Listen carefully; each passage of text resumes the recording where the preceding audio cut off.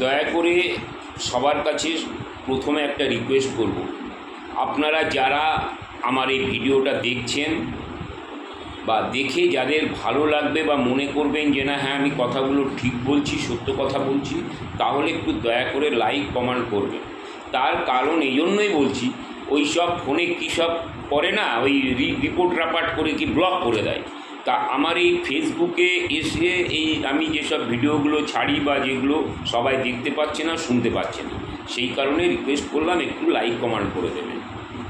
যাই হোক, সবাই জানেন আমি অলোক ঘোষ, প্রাক্তন সেনাকর্মী। এই ভারতীয় জুমলা পার্টি আবার কিন্তু একটা বহুত বড় ভাওতা দিচ্ছে। সেই 15 লাখ টাকার মতো আবার একটা ভাওতা দিচ্ছে, একদম 100% ভাওতা দিচ্ছে। তার কারণ ভারতীয় জুমলা পার্টি কি বলছে, আমরা ক্ষমতায় আসলে পশ্চিমবাংলার সমস্ত মহিলাদেরকে মাসে মাসে 3000 টাকা করে দেব।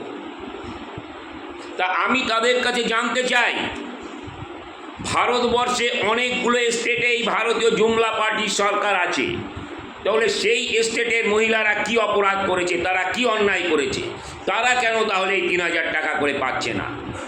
আর পশ্চিমবাংলার মহিলাদের জন্য আপনাদের দরদ কেন এত উতলে উঠছে, আমি এটা জানতে চাই।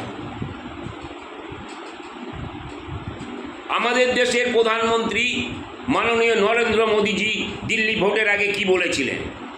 তিনি বলেছিলেন, ये मोदी का गारंटी है, आप लोग दिल्ली में भाजपा सरकार लाइए, हम दिल्ली में रहने वाला सारे महिलाओं को महीना में 2500 रुपया करके देंगे। কি বলেছিলেন তো আমাদের দেশের প্রধানমন্ত্রী নরেন্দ্র মোদীজি বলেছিলেন তো যে দিল্লিতে যত মহিলা আছে সবাইকে, দিল্লিতে বিজেপি সরকার ক্ষমতায় আসলে মাসে মাসে 2500 টাকা করে তাদেরকে দেবে। আজ দিল্লিতে সরকার হয়েছে 18 থেকে 20 মাস হতে চলল, দিল্লির মহিলাদের সে 2500 টাকা করে কোথায়?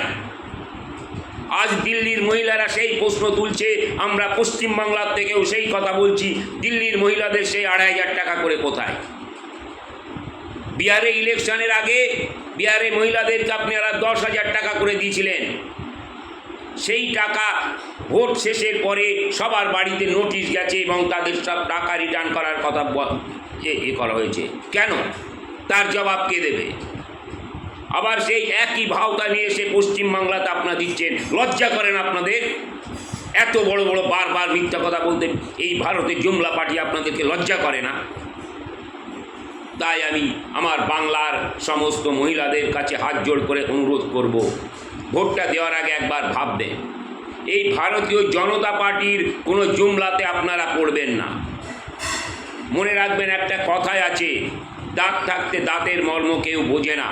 তাই আজ বাংলার অগ্নিকন্যা মমতা ব্যানার্জি আছে বলে আমরা তার কি কদর সেটা হয়তো বা অনেকে বুঝতে পারছেন না। কিন্তু যদি এই বাংলার অগ্নিকন্যা মমতা ব্যানার্জি না থাকে, তখন কিন্তু আপনারা বুঝতে পারবেন হ্যাঁ আমরা কি হারালাম, কি আমরা লস করলাম। হয়তোবা অনেক মা বোনেরা ভাবছেন যে না এবার ভোটটা বিজেপিকে দিয়ে দেখা যাক। তাই আমি তাদের উদ্দেশ্যে বলবো,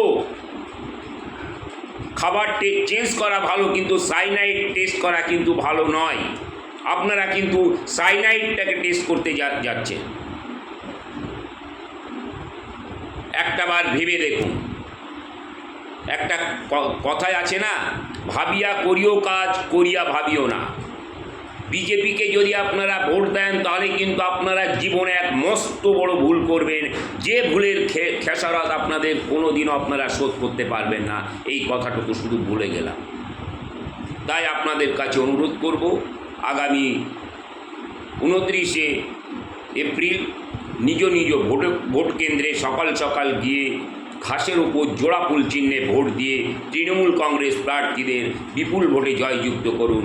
গাইঘাটা বিধানসভা কেন্দ্রে আপনার আমার সকলের পরিচিত মমতা ব্যানার্জির স্নেহধন্য প্রার্থী মাননীয় নরোত্তম বিশ্বাস মহাশয়কে ঘাসের উপর জোড়া ফুল চিহ্নে ভোট দিয়ে জয়ী করুন।